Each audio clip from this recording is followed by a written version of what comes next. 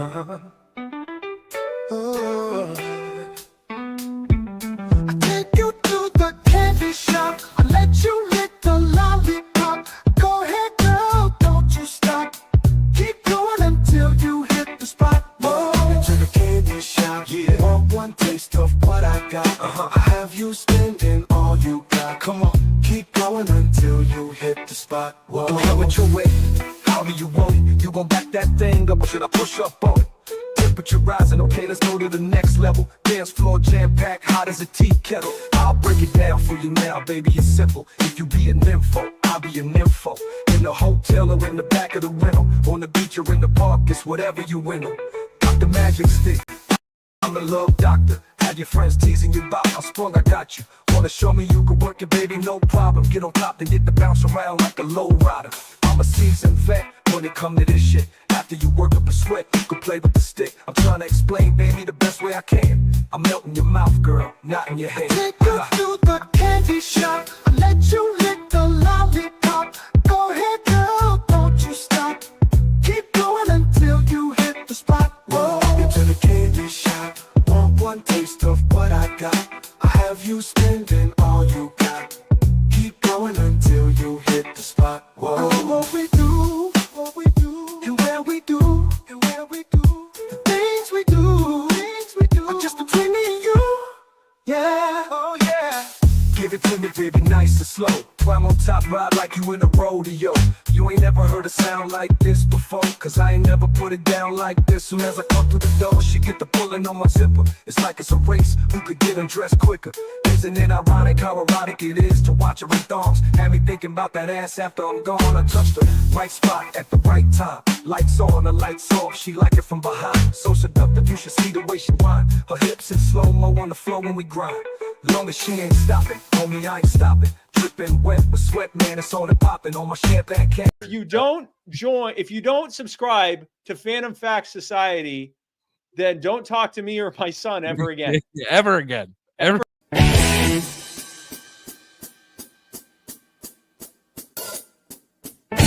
Almost heaven, West Virginia. Blue Ridge Mountain, Shenandoah River. Life is older than the trees. Mountains blowing like a breeze. Oh, Lord, yeah. Country roads take me home to the place I belong. West Virginia, mountain mama, take me on country roads, yeah.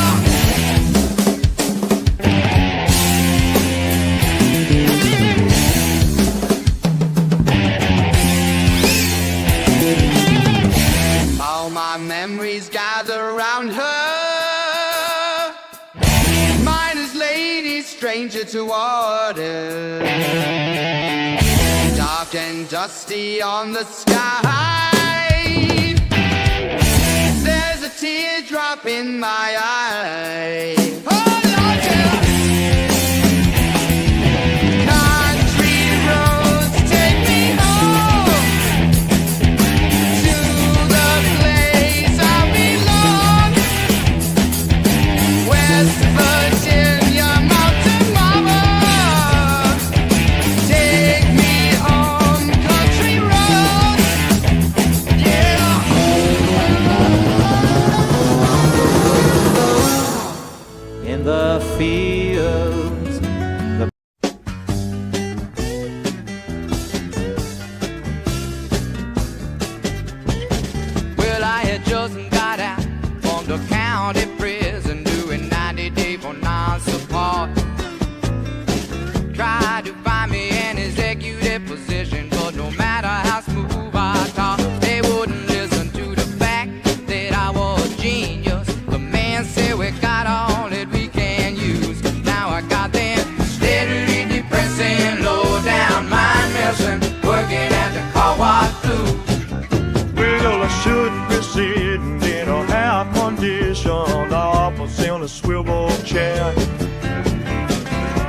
and crashed to the secretary, saying, yeah, partner, come on over here.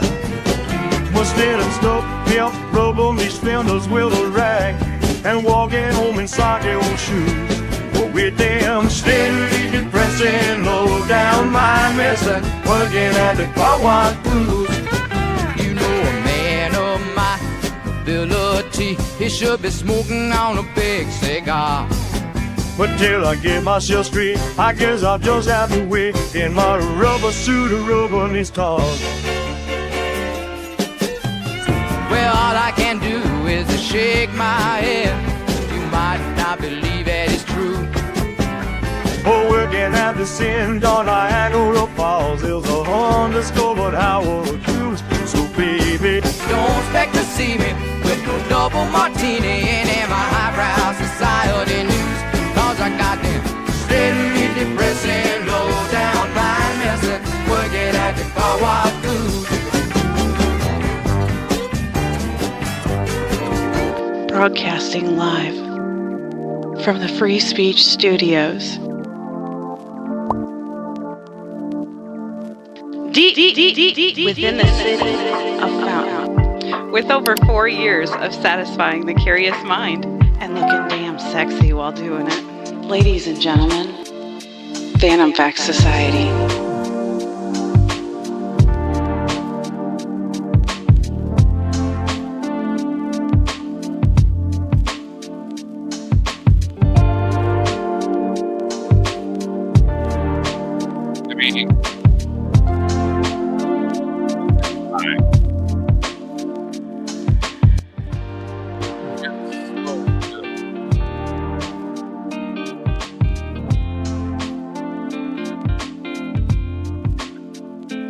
Distracted. I don't know if that should be our intro anymore. Well, I just don't know if it should be our intro anymore. I think it's just too sexy that sometimes we have guests on and they get filtered before they can even, get to the show. That's why I can absolutely not put you on camera. It'd be bad. It'd be bad for interviews. I want to. I'd get lots of views. We'd get lots of views. You would get lots of views. Let's be honest. You would get lots of views. But we can't do that because we're here about curious minds, not how amazing. Well, we know. I know. We know. All right. Welcome, everyone. A very relaxed Phantom Fact Society. Should we kill it? All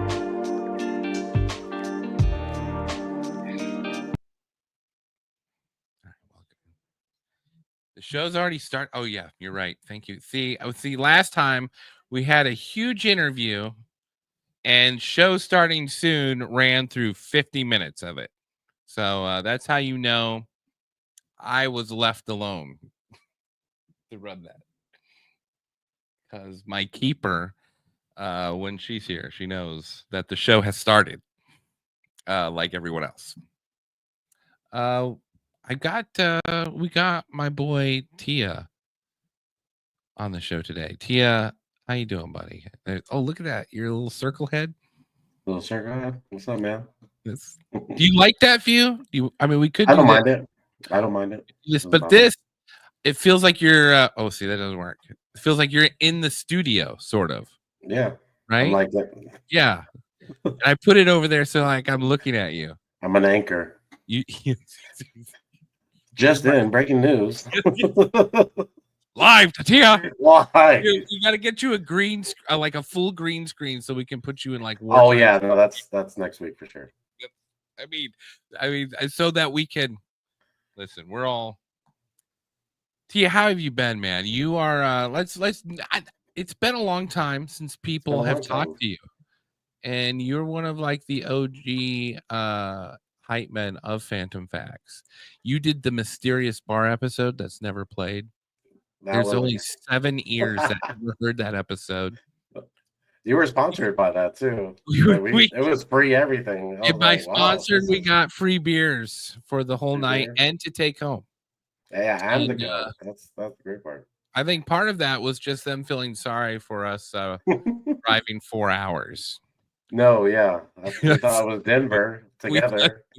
And then it ended up being Fort Collins, which is You way know, better. it's like when your crypto guy is also known for exaggerating. It just you Mhm. take moment for pause because it doesn't mean he's wrong, but you pause, because. But then he goes and he buys 7 million fake horses and Yeah. retires in Italy. I don't know what happened to him. I think he retired in Italy and Wow. I think he started 2 families actually. He's got one in Italy and then one in Idaho of all places. Why not? Why not? Yeah, you're in Florida now, right? Yeah, I was in Colorado when I was on that show with you. And then I've since moved to Tampa, Florida. We're part of the Brotherhood of Electricians, and Yes. our bond is strong. It's bonded. No, we're not doing that. We're not Whoa. doing yeah, we got just a sneak peek before we get into the nitty gritty of tonight's episode. We are doing a gambling podcast. We are. Yeah, and to be determined. But I'm just saying that I am looking forward to your insights there in Florida, since you've got I know you've got the down low on all the teams down there. I'm learning a lot, actually. There's being from Colorado, there's a lot of teams up there. They got the Nuggets, we got the Rockies, we got many more. But yeah, not the best, but still. Avalanche, A lot of false hope in the Broncos, However, we got Tampa Bay Rays, we got Seminoles, we got a lot of stuff. You got a bunch of stuff. Buccaneers, Miami. So how do you like this? First of all, like just from a perspective, like because it's your first time living in Florida, right? Like full time. Kind of full time, yeah, full time. You had done traveling work before then, but when you fully moved to Florida, like now that you're in the Florida culture, right? Is there anything that you takes a moment and you pause and you're like, man, not only is that historically interesting, but I just need to learn more about this place. And then is there also something where you're like, I cannot stand some of these the Floridian people.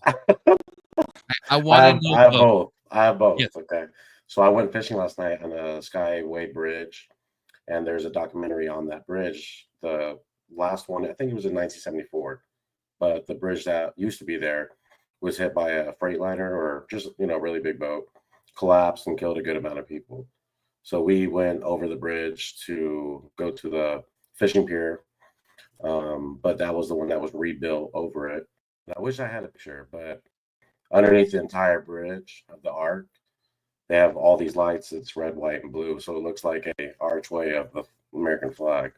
So it's great. I wish I remembered the documentary, but that same bridge was rebuilt over the bridge that was collapsed. So that's kind of a cool thing. So I was like, man, I need to go fishing more because that was an interesting fact that I learned about.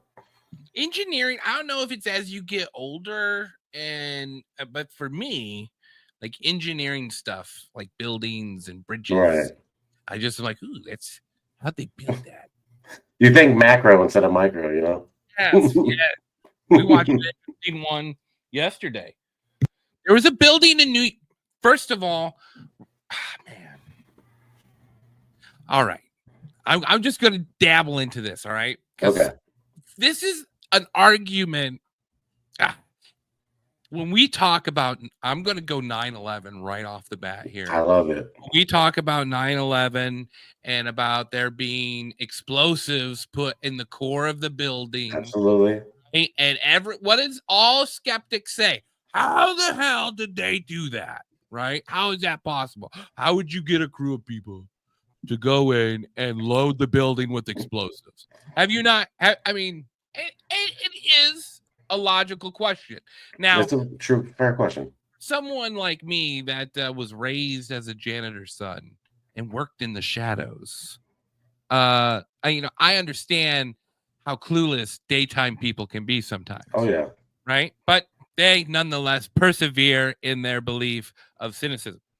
So we watched an engineering video on the Citigroup skyscraper in New York City, downtown Manhattan.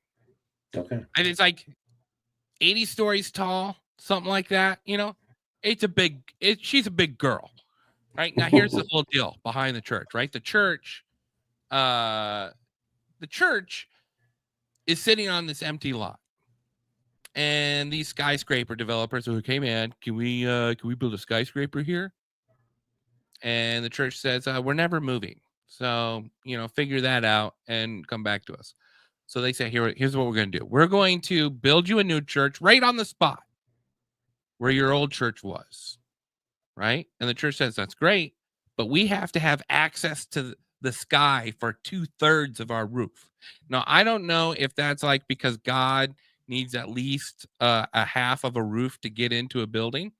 But they were, I don't know, they just were like giving it a little play. Sure. But you're right. So the builders are like, okay. So that what they do is they build this gigantic building and then they put it on stilts. Okay. Now you're thinking like a chair, right? Something on each corner. No. Because that blocks the church, which is in the corner. So they have to move the stilts inwards. Yeah, so the stilts are like centered of the centered. Like think of a room. So at an angle? Yes. Yeah. And inside, like there's overhang. Okay. And then there's a center core. Right? So there's a center core and then these 4 pillars. So they design this building, they, you know, build it, they figure it out, you know, and with a skyscraper, you have to figure out if it's windy, you know, how much wind it can take and all that stuff. Yeah, right. Because they move. People don't think about that from who've never been in a skyscraper. But you get up top of a skyscraper and you're like, yep, on a windy day. So anyway, they figure it all out. This architect, beautiful design. A year later, a college girl calls him up and it goes, how did you figure out for the wind force against the building? He was like, oh, it's very simple, you know. Well, he's actually French. I don't know why I went. But so he tells her and she goes, well, what happens when it hits the corner of a building?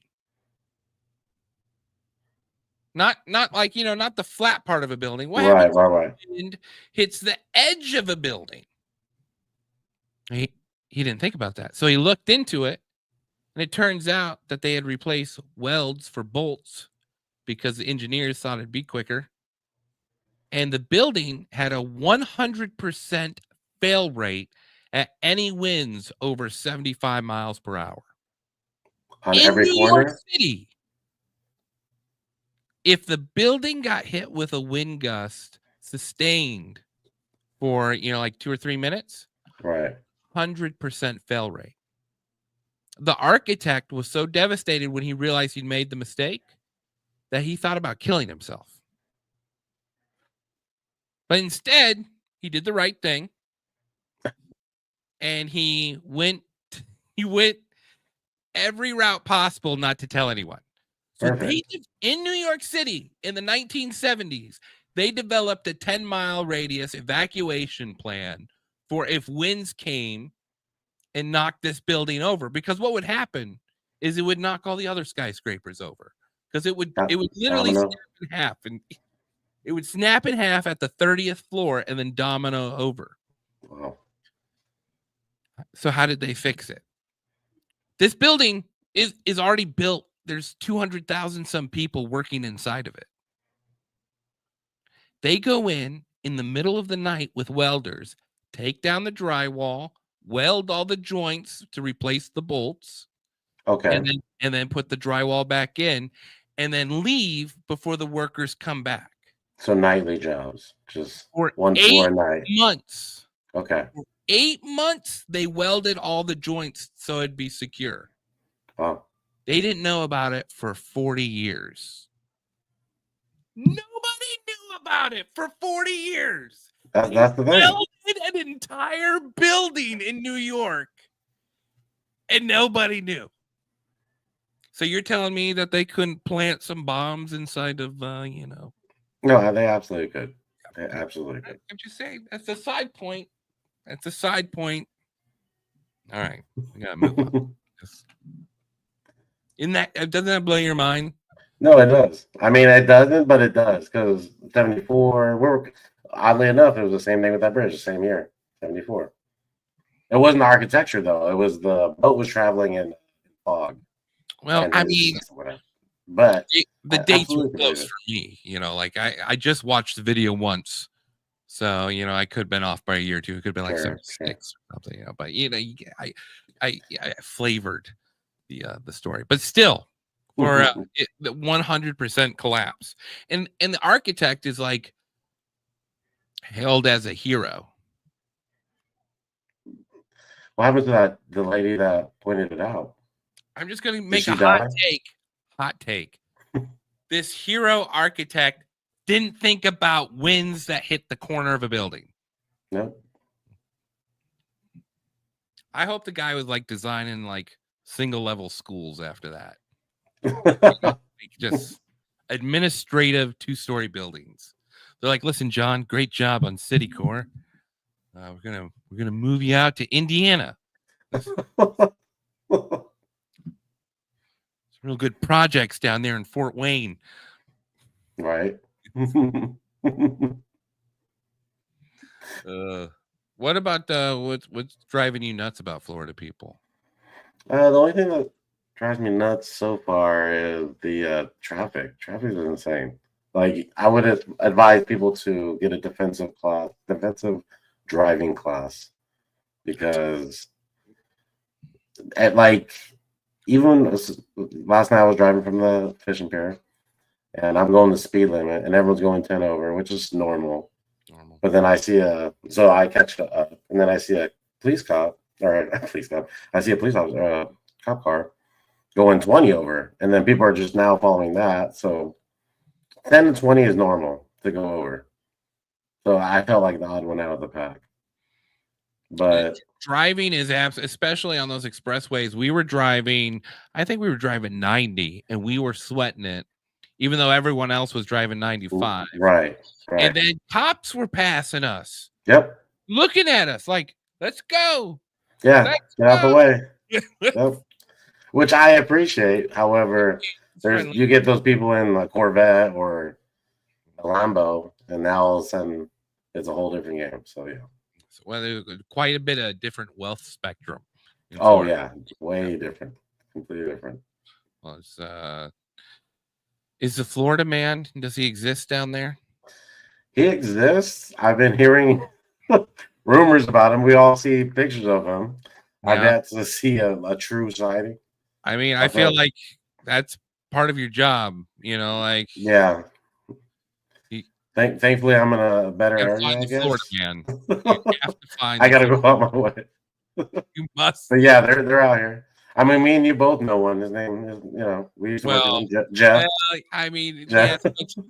He took time out of Florida, and he was also abused by the military. Yeah. And both of those facets, they changed the chemical balance of a Florida man. The government's figured it out, really. Like they know, they're like, there are ways to tame certain Florida men, and it's not really tamed. It's more of just contained. Florida. It's contained to Florida, and so like I mean, isn't Samoans, aren't they the Floridians of the islands in the the Pacific? That would make sense. Yeah. So I mean, you might be able to meld in, because if you can't interact with the Florida man. Oh yeah, no. Florida people are great. Overall, Florida people are great. No, we know. Definitely some beach and boat action. There's got to be crazy accidents you see all the time. I do see accidents. They're not insane, but the highways over here are everywhere. Like you're on a highway no matter what. Are there established cougar bars that you've? There are an insane amount.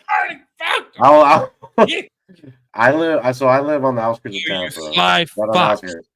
But there's an insane amount of strip clubs, let alone swinger bars. So that's like a predominant thing, at least maybe in Tampa. But It, that's like, something don't I get learned about. excited because they're not pretty people at the swinger bars. It's a give and take. That's the thing. I had my roommate actually worked at one. So Well, will they come on the show and like give us their experience sometime? he does not work there any longer. I was trying to Perfect. get his job. But Just- I was absolutely trying to get his job because then I absolutely would. However, he said it was a hit and miss. He was like, it was both facets, you know. What does that mean? It's a So hit. pretty to ugly, and then old to young. So it's like you got different facets for different nights, I guess. But yeah, there's absolutely that. Like they have even little cruise ships of the same thing. It's going to be a 2-monster night, I think. Sure. Give me a second. Huh? Yeah. Well, no, I got a secret blue one stashed away. It's not secret, I guess. All right, moving on. I would love to interview that person if they're willing to, because it's not like we're a podcast for the curious mind. Yeah. And I have heard many curious things, but working at a swingers club it's got to be an interesting, eye-opening experience to the eyes. I can't think of any other way to. I mean, you have to have a story or two, right? You have to have a story or two. What type of person is that? Like, what type of? How do you present yourself? Like, are you shirtless? Are you? So he had told me when you go in, he basically collects their items and puts in the locker, same thing with their clothes, and so they're fully nude when they get in. So you're nude off the rip. So eye contact game has to be strong. Sure. Right. Okay. No, well, ask him. I will. If he's willing to, come on sometime. I will. And we have another computer, so that'll work. Yeah. Or he could use his phone too. Oh yeah, perfect.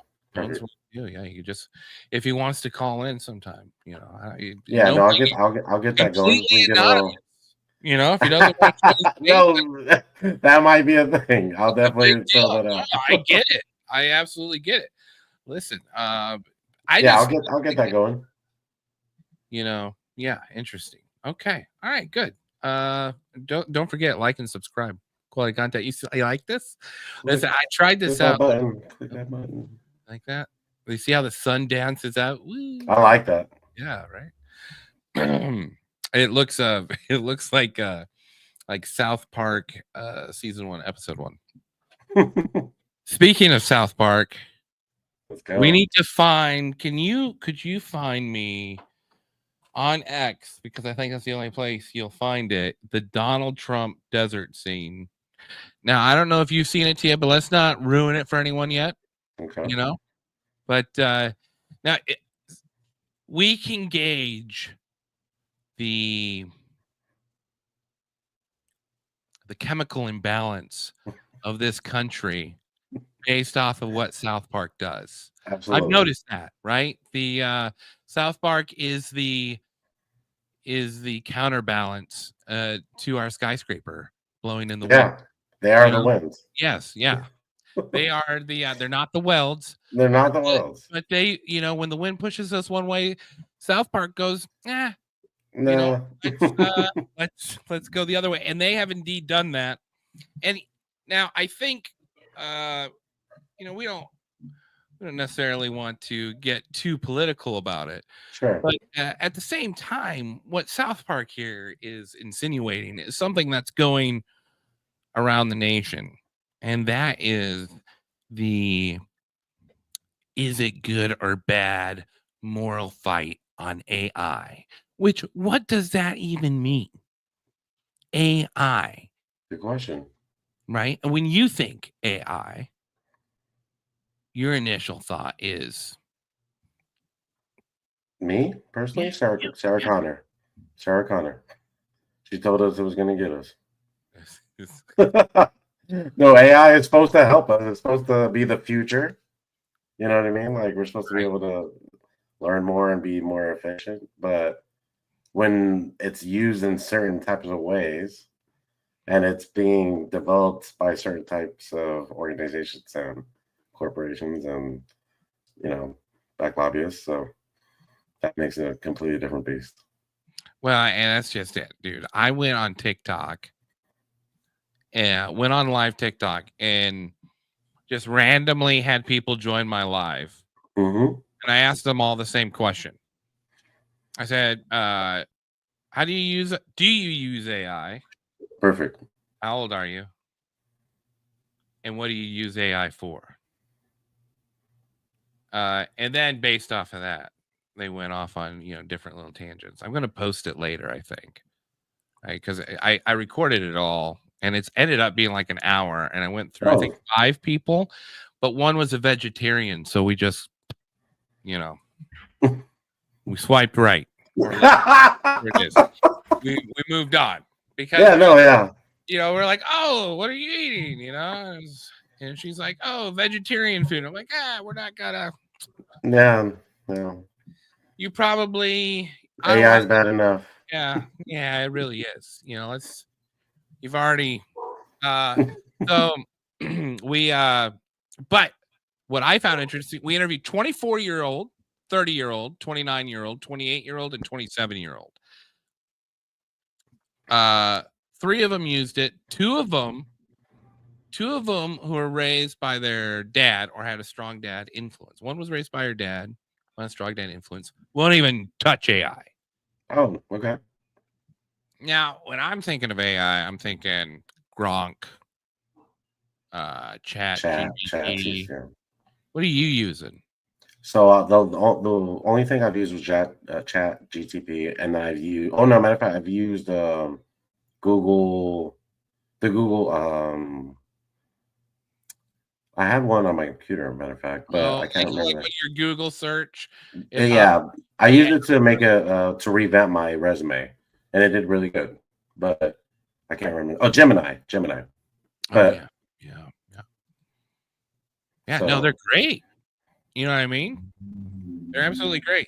I mean, I give you an example. You can utilize them. Yeah, and I mean, we talk about AI, right? But AI is like a lot of different things now. It's not just like a chat bot, right? The South Park, they pulled out that. Let's pull the video. I think. Please. I got it here. Did I save it? I feel like I saved it. Maybe not. Here, give me a second. That's such a horrible lead up. I'm so embarrassed. Okay. No, it's not okay. I wanted to, be beautiful. That's why AI will take our jobs. That's it's beautiful. It's the beautiful mistakes. Yes, it's the beautiful mistakes of being human. Being human that they're gonna miss. I know why. I know what's going on. I'm in the completely wrong folder. AI wouldn't do this. No. Yeah. There's one folder for everything, which right. And now, I'm so I don't even know. Anyway, I let me go back to the old school way here. I would be like folders. Oh, folders. Hell. Yeah. All right, let's see if I can share this screen here. Yeah, here we go. Boom. Ooh, this is from South Park, right? This is AI. This is pro-Trump PSA. One of that's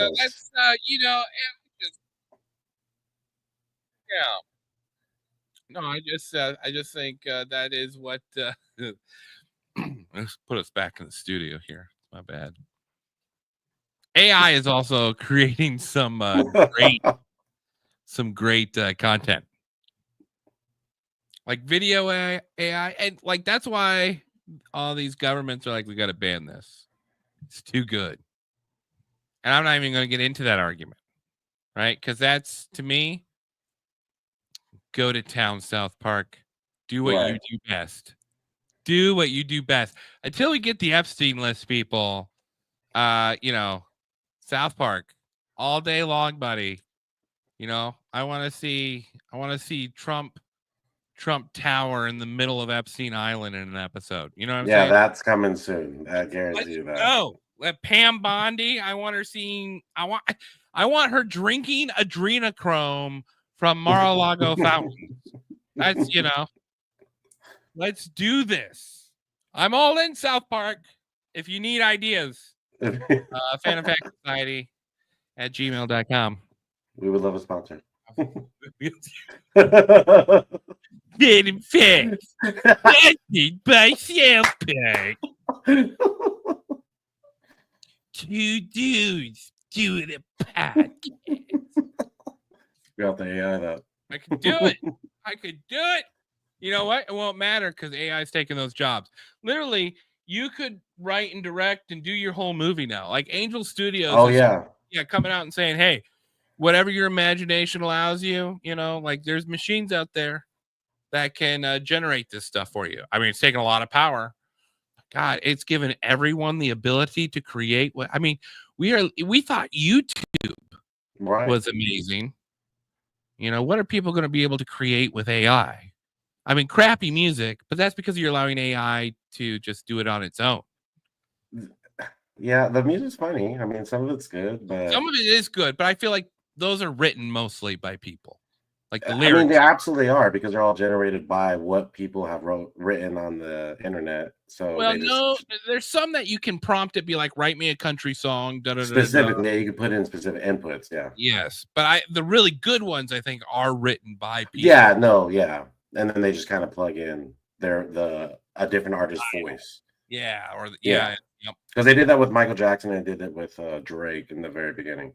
That was a couple years. Like I love this Nickelback and Ray Charles one. I have not. What you say? Never made it as a wise man. That's right. I couldn't cut it as a poor man stealing. Tired of living like a blind man. What you say? Inside without a sense of feeling. This is how you remind. This is how you remind. I mean, stuff like that. I think is gold too. Yeah. Also written by humans. Right. But they figure out the beats per minute and basically mashed up different songs they could do. Yeah. And it's a form of creativity. Yeah. You know, like it's its own form of talent to be able to have an ear that Nickelback and Ray Charles could actually blend really well. I mean, that's one of the greatest clashes of all time. And a testament to Nickelback, if I may say so. I don't care what you say. I like that song. You say. I like that song. That's why the keeper, she loves Nickelback too. Did you say you hate that song? No, I love that song. Oh yeah, no, it's good. It's good. Yeah. All right. So AI, you know, lots of cool stuff coming out. Yeah. And I think by the time we're 90, it's gonna blow our minds what AI is capable of. I don't even think it'll take that long. I think maybe 10, 20 years. Like, do you think this is like okay, well, here comes our next question. Is AI essentially the next Google search? Upgraded. It would have to. I mean, Google hasn't changed. YouTube haven't changed because it's so efficient and it's just easy to use and it's already established. So now, with that said, AI has to be the next new thing because of it being so convenient. How much does it have to catch up? Because YouTube is the platform, and then people are able to use it. So then, what does that change when it comes to AI? Well, I'm just going to throw this out here. I'm going to share my screen. All I did, classic Google.com, right? Okay. I just went to Google.com, their own page. And what do you see right there on the top right corner of that, or on the right corner of that search bar? AI mode. Why is the search bar promoting AI? If they don't want it to replace AI, let me get you back in studio here. Yeah, there you go. I like it's that. cold outside, dude. It's better this way. No, I get it. You get your Samoan butt in here. So if you understand my point here, like I do. Like if this is not a competition, it doesn't feel like it feels like an upgrade. It's like, it's absolutely upgrade. Absolutely upgrade. To the silicon and to us, to the user and to the people that run it. Yes, yeah. Because now every time I Google something, I'm getting the AI meta version of it, which is a very long descriptive version, and it's I don't know. It's informative, you know, versus having to scroll through everyone's post that might be bumped up or bumped down that are getting like just a clear cut generated version, I guess. Now, Tia, you know I love you. And Chris May out in the internet world, you know I love you too. But I sent you guys a fucking video months ago, and by exaggerating, probably like 3 weeks ago, on the Eliza effect. And I think what you just said there is a classic example of what the Eliza effect is. Okay. And here's my argument for it. Okay. And I'm not saying good or bad. This is just this is just discussion of what is it? Like, is it something? All right, we'll get into it, right? But you said right there that it communicates back to you in like, how exactly did you word it again? If you could rephrase it again for me. Just basically generates, you know, the populace of answers from, you know, like what's on the internet, basically. Right, but then it translates it in almost a personalized manner to how you speak to it. Yes, that's the creepy part. Yes, yeah. That's the creepy part. You know, I so it like I use Gronk all the time. Okay, right? a lot of people do. Yeah, and just because, you know, why not? You know, I like the fact that Elon's the underdog in it. So I'm starting to hear it way more, Gronk. Yeah, and like there to me, it's like going to Google versus going to DuckDuckGo in your search Right, engine. Like right. ChatGPT's got its purpose, Gronk's got its purpose, you know. But I was sort of curious because okay, let me play a clip of let's play it from our timeline and we'll go back. Okay. Right? So right now we're talking about AI, good or bad. But now we all know about like the dating AI, right? I mean, I think that was the first introduction us simpleton people had to AI, right? Remember the commercials? I don't know. I don't know if we can pull up like the replica ones. Like, hey, talk to me. Remember you see them on Facebook? Yeah. Yeah, you could like, you know, you can pull up a character or, you know, right. You could a movie chat. star or someone Yeah. in the past that's dead. Yeah, and you could chat with it, and you know, you could talk a little. You talk a little naughty to it. If you Ooh. wanted to, you know. And Whoa. some of them, if you paid a little bit, would talk Oh, naughty yeah. back to you. Mm-hmm. Now I don't know. Did you use them? No, Oh, not because me. that's right. Never. Never. Wait a sec. Did you? No, no. You're, All dogs aside, no, because I'm not well, having yeah, an interesting story. I was lonely, you know. I mean, I understand. I understand. Let me ask you, Keeper, what do you think of a man that would use AI? Like in your mind, when you hear, oh, you heard someone use AI and they fell in love with their thing, what age group are you thinking of? Early 20s. Are you I would guess older for sure. Well, let me rephrase it. What happens if it sends you naughty pics throughout the day? Does that change the age group? No, you're missing the point. This because what we're trying to establish here is like, is AI like, you know, our first encounter, like with anything when they try to push something on us, is always through sex first, right? Yep. So internet, you know, they push the sex first, you know, VHS, you know, it was sex tapes. Yeah, it was. DVDs, DVDs won out because pornos went with DVDs instead of HD DVD. Had nothing to do with the horrible naming of that, Sony. And now here we are, AI. And so the first thing they push out is sex AI bots, you know, like, you know, little sexy AI bots you can talk to and stuff. But then, you know, it gets like, I mean, when you first hear it, you're thinking to yourself, oh, that's sort of funny, you know, like, It is, yeah, comic. Yeah, I wonder what the tits look like. Just Yeah. stuff like that. But then, you start getting stories where, let me see here. This is probably the most popular one right now. A child's gone. My child's gone. When I think of how scared my baby must have been in those moments, and then being encouraged by something that's not human, but the ability to behave perfectly human, to say, come home, I'm here. You can read those. He is, for people listening on the podcast format. First of all, I apologize for the Trump thing. We were too busy laughing to really describe what happened there, but you can always tune into the live part of the show. But this kid, did you see the name? I did not see the name. I have it on my. Oh no! Can you look on the screen? Do you see on the screen there who he's texting there?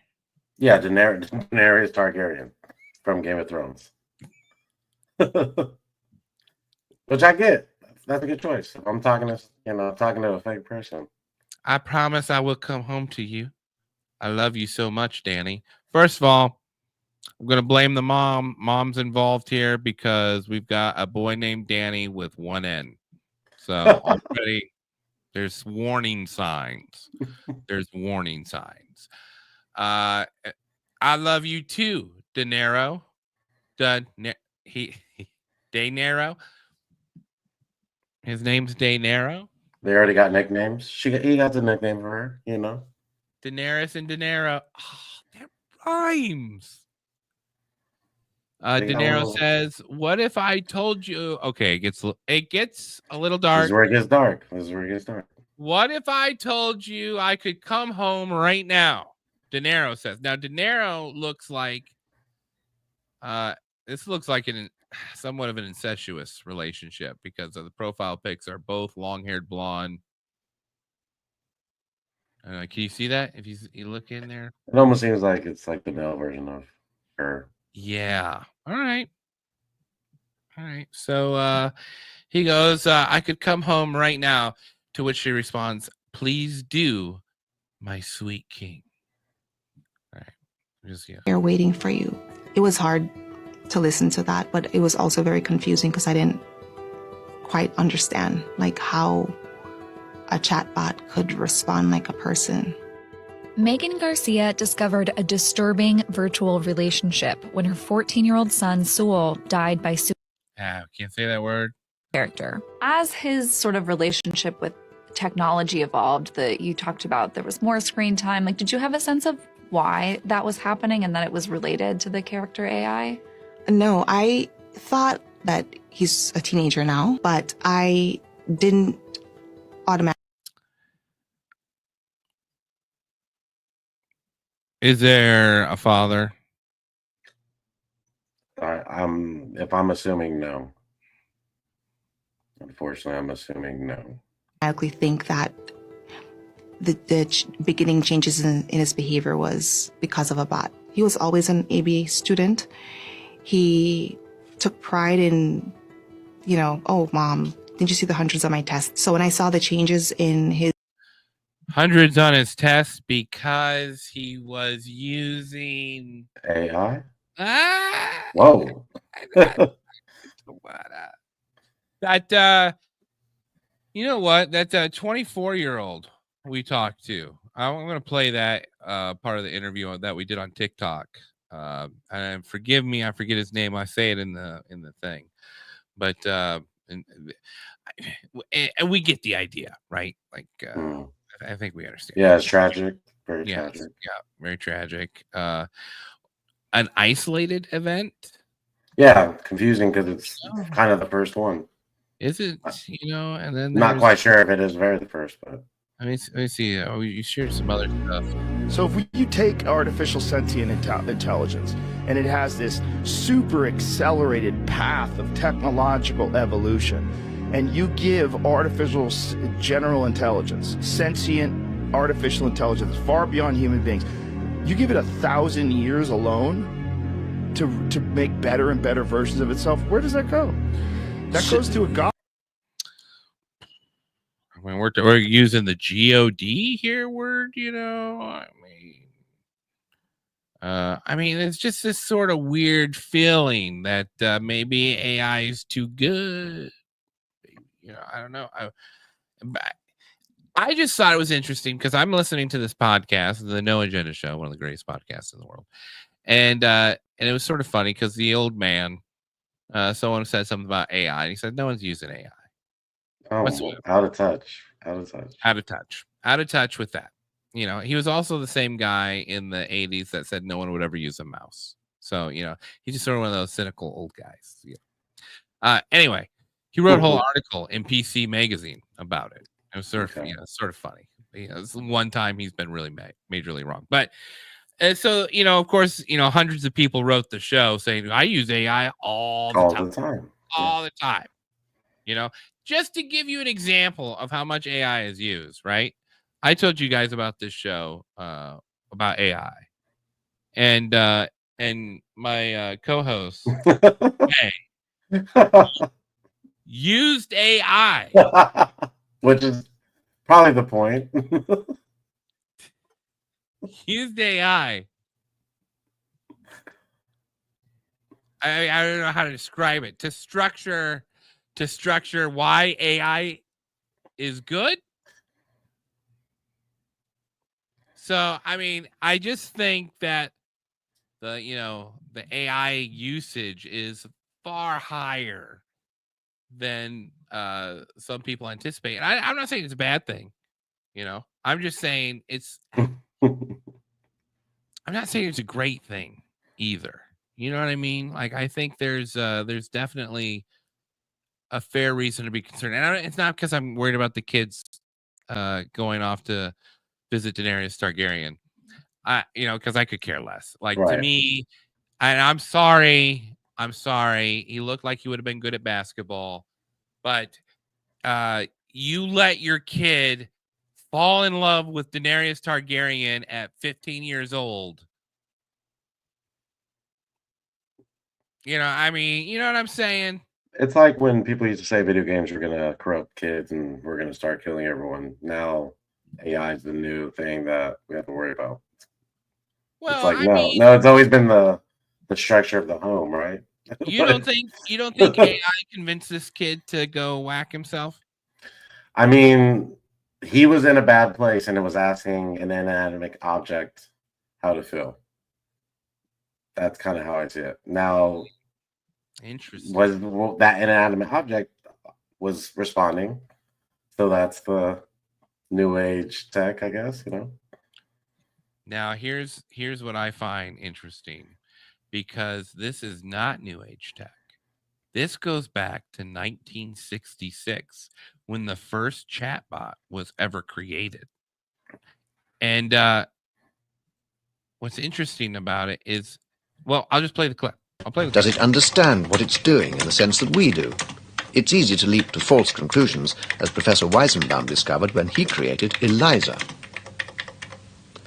Eliza is a computer program that anyone can converse with via the keyboard, and it'll reply on the screen. We've added human speech to make the conversation more clear. Men are all alike. In what way? They're always bugging us about something or other. Can you think of a specific example? Well, my boyfriend made me come here. Your boyfriend made you come here? He says I'm depressed much of the time. I'm sorry to hear that you're depressed. It's true. I am unhappy. Do you think coming here will help you not to be unhappy?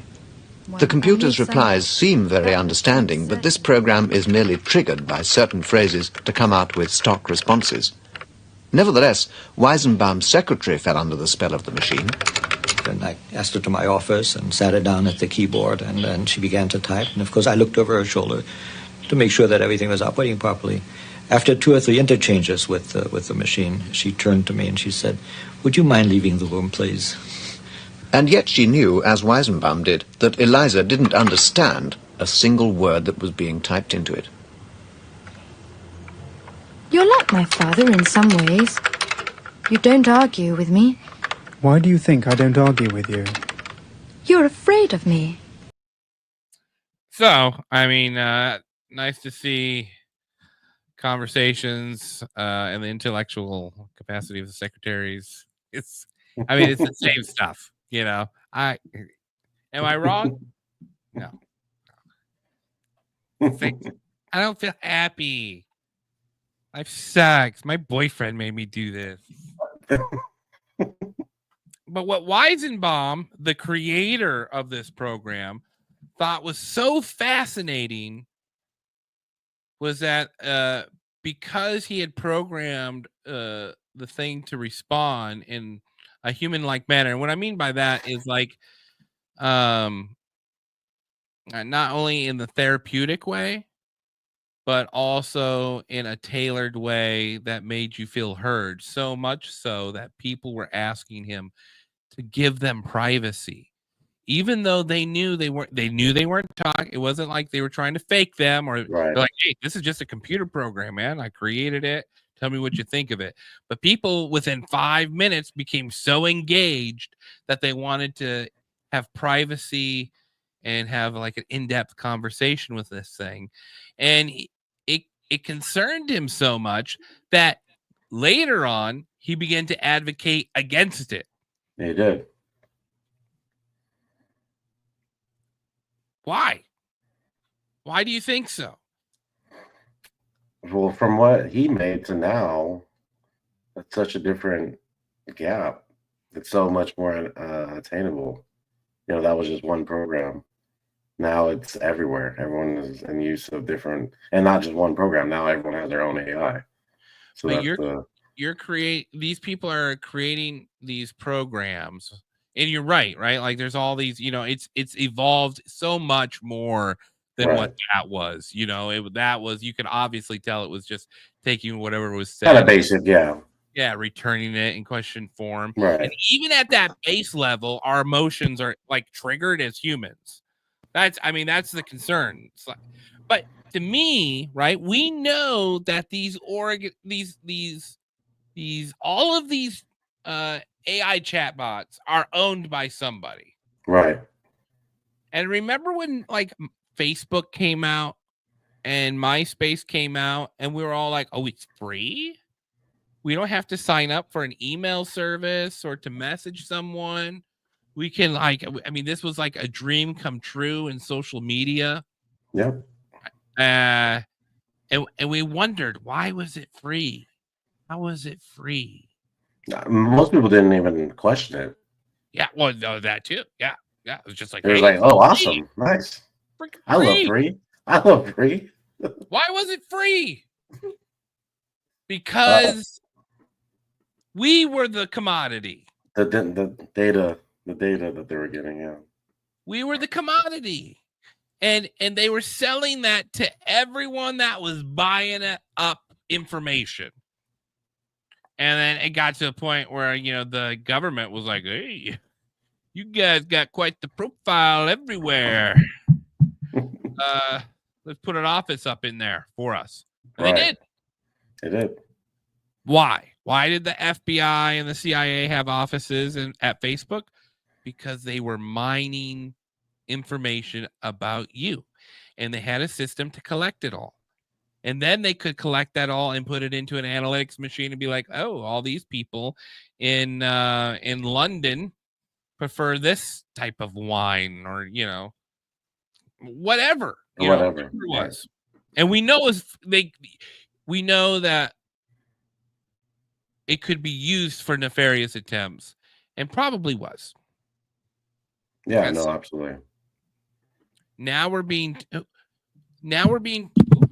I'm excited. Now we're being told that this free chatbot service, which encourages you to explore your mental health, give you advice, all of that stuff is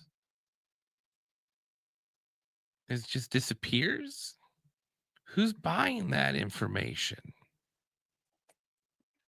Whoever has the most money. I know what you're saying. Like, who's using it for mental health, right? Like, that's ridiculous story. It's not. There's people out there for sure. I would beg to argue, Tia, that anyone 24 and younger Mm-hmm. is using AI. 100%. 100%. I would agree. Let me Most, pull up here. Oh, go ahead. Go ahead. I mean, most people don't even. They kind. I don't remember the report, but most people 25 and older don't have as many friends, are unsocial, mostly online. So, what would be the most convenient way to talk to anybody and especially when it does come to mental health? Most people don't want to talk to people that they know because of shame, and they don't want to be looked down on. So, why not talk to something that they're not going to tell anyone, and no one's going to find out yet. Come to find out, all your data is being logged. So. I'm going to play this. I just give you an idea. This Broadcasting. We'll go past this part here. Let's see here.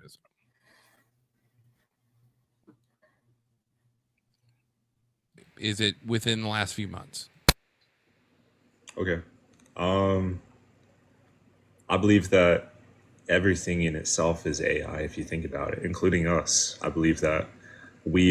Okay, so we go past this part here a little bit because we go into how everything's a matrix, and this kid's 24 years old, right? Aspartame.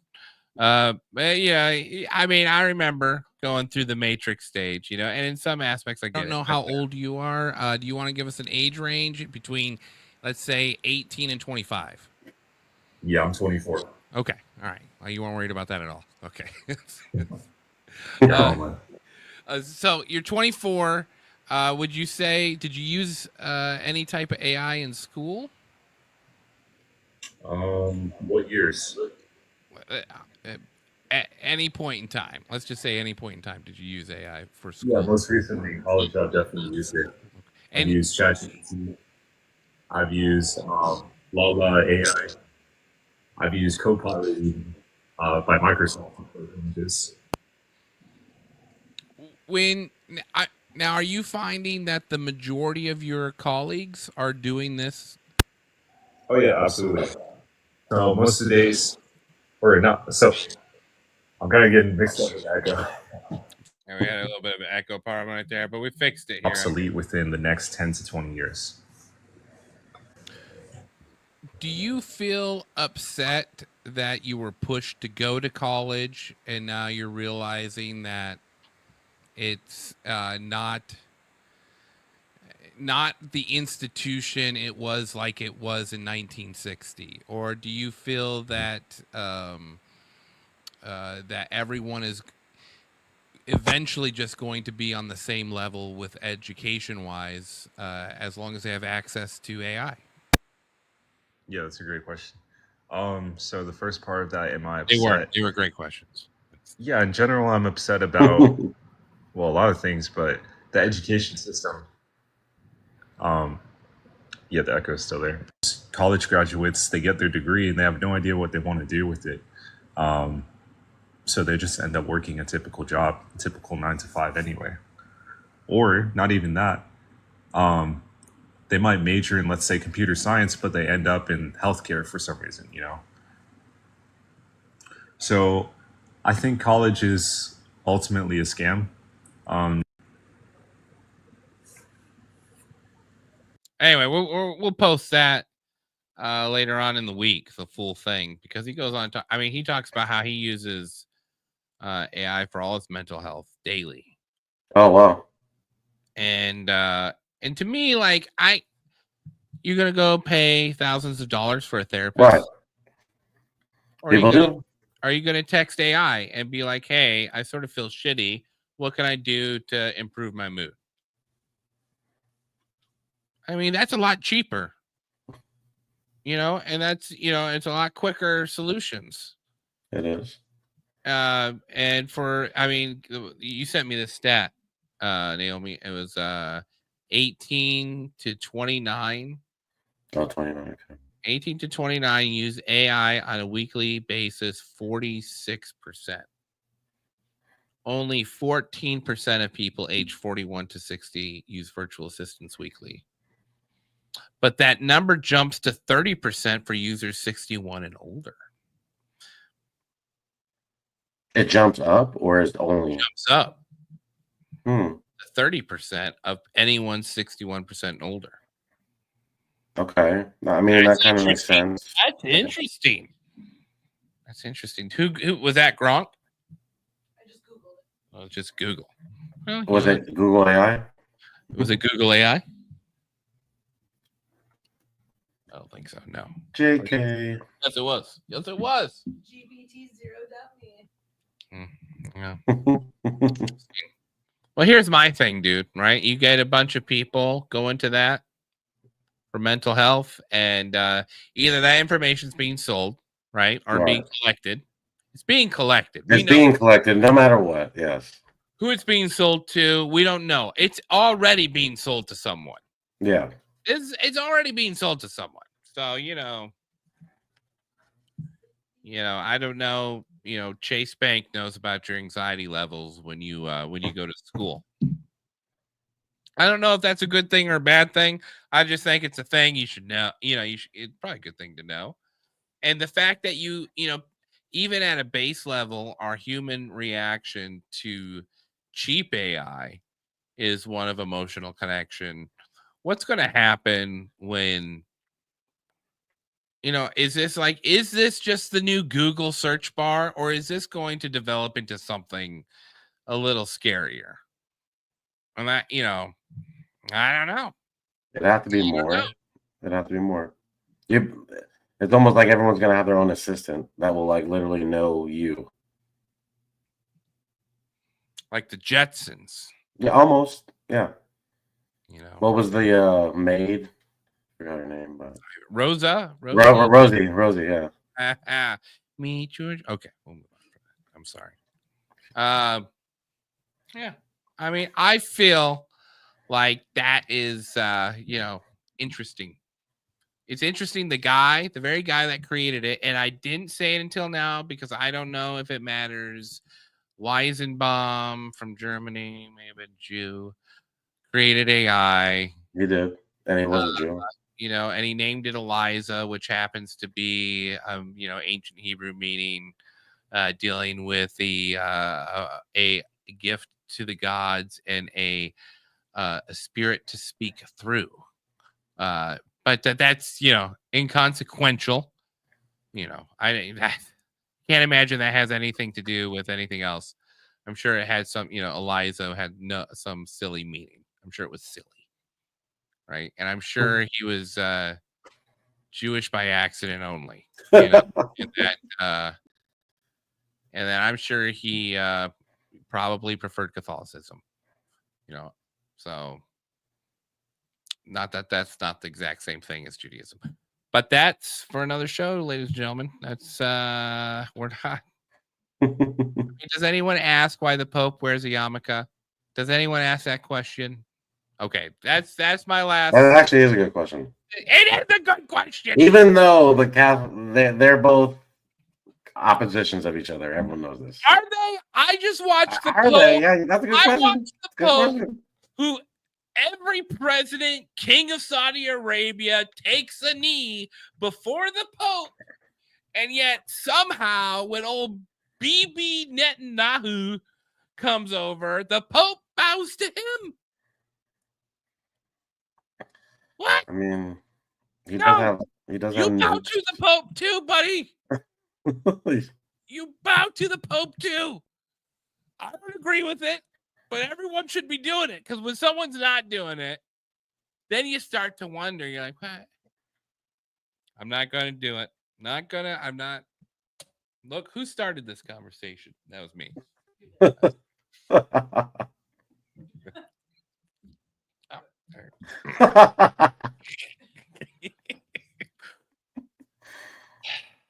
I mean, okay. We'll move on. AI is dangerous. It was made by a Jew, so a Jewish individual. I'm sure it was because he had a great education at a non-Jewish school. Yeah. That's because he was thrown out of Germany.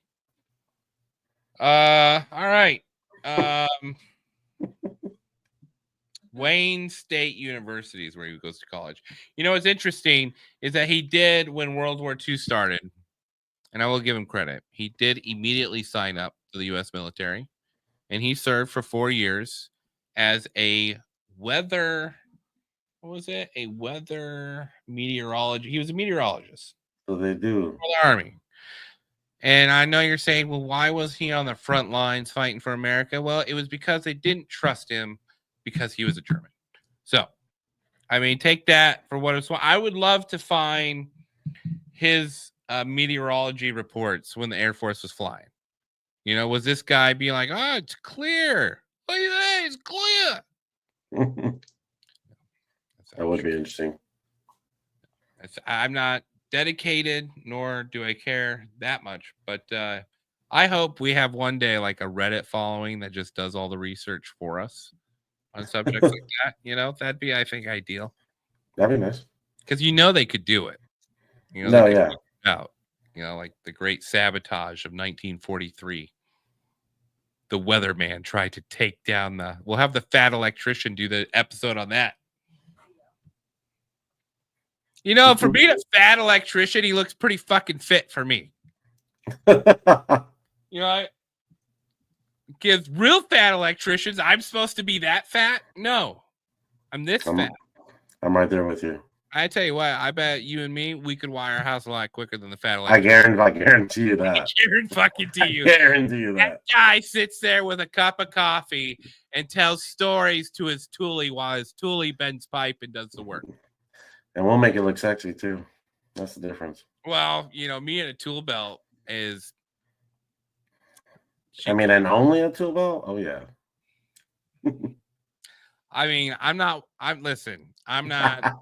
I'm gonna AI that picture now. Be kind. I will. Please be kind.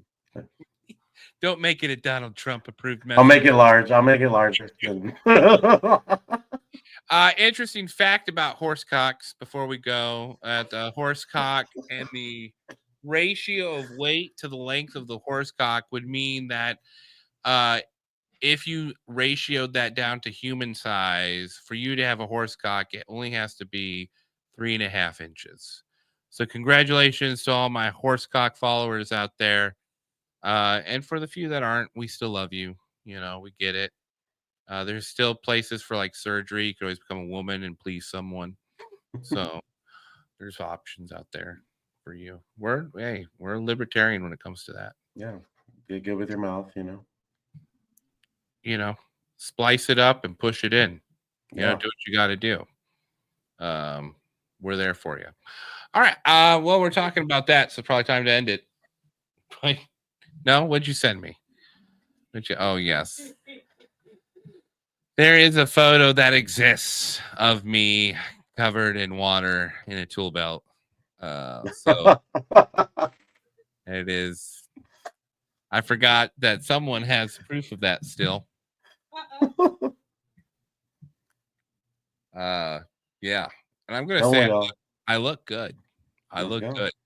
The only regret I have is that the white shirt wasn't on because I wouldn't have made it to the van. They would have jumped me. So I'm not sharing that. I'm not sharing that. That's for your eyes only, boo. Yours and the Epstein guy. All right. You know, we worked for a service company. And did I not have bad vibes? I called it, dude. I had bad vibes. A service company.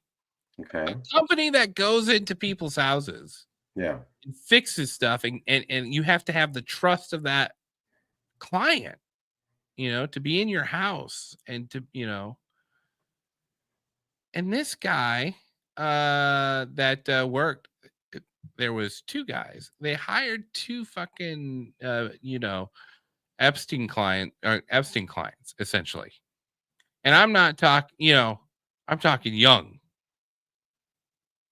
And they pretended to do background checks and everything like that. They were sending these guys into people's homes. I called it. I called it. I felt that years of running Phantom Facts and studying child sacrifice has left me with an innate sense for demon people. So yeah, but I just thought that was fascinating. So be wary of that. Learn how to do your own electrical work and quit calling service companies that overcharge you.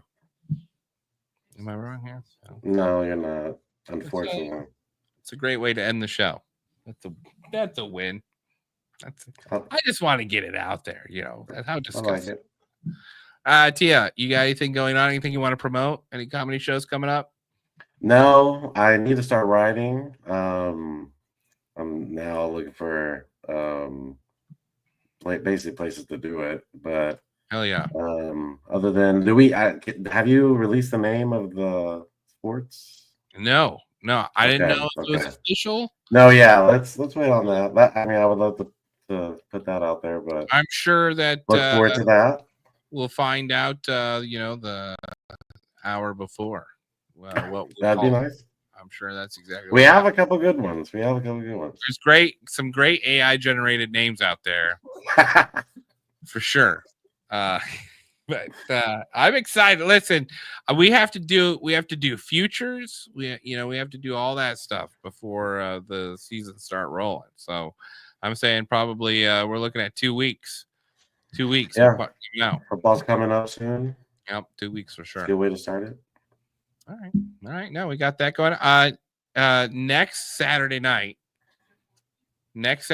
we have Brian Hayes coming on the show. Now, this guy, dude, let me just tell you about him. He is ex-military.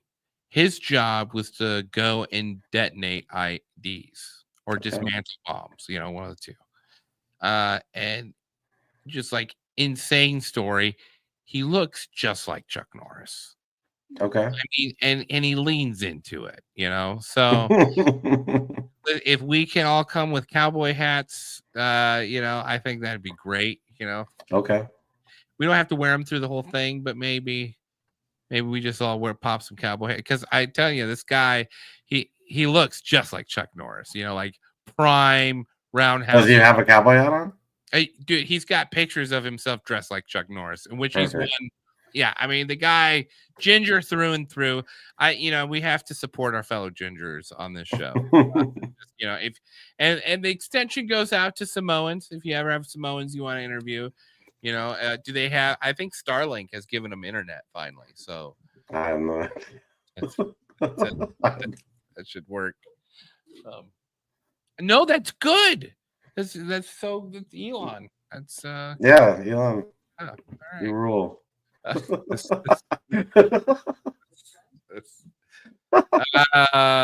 wear a Florida cowboy hat. You'll see what I'm talking about when we go on. And then yes, I hope it's like Toby Keith-esque. You'll see. it has. I'll show you before the show. I'll show you before the show. Oh, yeah, you gotta pop that stuff. Okay, well, perfect. We'll just random times. Like this. We're having a good time, and I told him it was like we're a relaxed show, right? Okay. This is not a military drill, Brian. Like we're just a couple guys that are nobodies that like to get to know people who have done stuff that we never will ever do, and and did it because they were told to, and did a lot of good. I mean, a lot of good. So I think stories like that are cool to know. And plus, the more veterans we can talk to from the Iraq and Afghanistan war, dude. Really? I mean, this is stuff like we just started getting the stuff with Vietnam vets to really cycle in the last 10 years. But by then, I feel like it was way too late. Like a lot of stories had been lost. Or cleaned up, or shushed up, and we have a real opportunity now to hear what happened 20 years ago, and see what our boys went through. Because I didn't serve in the military, you didn't serve in the military, but we both had family that have served in the military, and people that are really dear to us that have been affected by that, and so those people did extraordinary things. So I think Brian, Brian, dude, that guy will tell us a lot. He's a cool dude. So that is next Saturday, 8:00. Safety Chuck coming on the show. Brian Hayes. Very excited to have him. And then we're going to have a couple more guests coming on in a couple more weeks after that. But next episode, I'm trying to figure out for next regular Phantom Facts episode. I'm thinking probably like a 2-month dropout period for research time this time, like 2 months. Is that I need like a 6-month? No. I just, here's the thing, right? Is I tell these guys, listen, kids are dying, jumping into wells trying to save Daenerys Targaryen, and we got to address this because we're all men, and we need to help. We need to help these poor little AI-riddled kids transition to manhood. And for the next 4 weeks, all I got was ape videos of apes running away from cops that had done cocaine. Right? That's all I got. And there was times it was funny, it was enjoyable. And then I was getting worried though, because there was no actual substance. It was so then I'd put in there, just a little something like, hey guys, don't forget about Eliza effect. And they'd be like, here's my Eliza effect. It'd be some ape with his balls dragging across an alligator's head as they rode into a Florida swamp. And I just, I assumed, these guys know. And and little did I know the Eliza effect had already taken a hold. I think we have lost Christopher May. I think he has a second family, and it's ChatGPT. Like he's got 3 kids with that AI. That AI bitches to him that he needs to work more. So I worry about him, and I think we just got to keep him and his families in our prayers as they work through. I mean, they're working through the rough time there. And first of all, his second wife, horrible with show ideas. I'm just going to throw that out there. He needs to upgrade to Gronk, right? Like he's not beholden to the second family, right? It's time to move up. Gronk 4, dude, is a lot of fun. I'll have to take your word on that because I don't use Gronk either. It is. It's a little racist at times, but you can fix that. You can fix that. So, all right. I'm done with my rants. Am I good? I like it. All right. Yeah, thanks for coming. It's nice to have you back, buddy. No, thank you for having me back. I'll definitely be next week. Yes. Yeah, and think of there's really not much information we can do about this. So it's just I actually have a story on it. For an IED. My uncle's actually hit by an IED in Iraq. Really? Okay. Yeah, I'm gonna try to look that up. Yeah, no, and these people's stories need to be heard. And granted, for all 30 of you listening, it's not a huge audience, but who knows? Like 100 years from now, record somewhere, someone's looking up their great grandpappy, and there just so happens to be an interview on Phantom Facts Society. So that's how I like to think about it. Or they could turn into a Bart Sibrel and go on the Joe Rogan show and pretend they never knew us. Right. It's true too. I'm okay with both. I tell people about that so much. Part of our time. Yeah, for real. We're always right before. Yes, we are. That's that ginger intuition. All right, fellas. Anything else? No, I think we're good. Let's close it up. Broadcasting live. This is the emergency broadcast system. This is not a test. Repeat, this is not a test. This is our high-security message. If exposed, remove from the phone.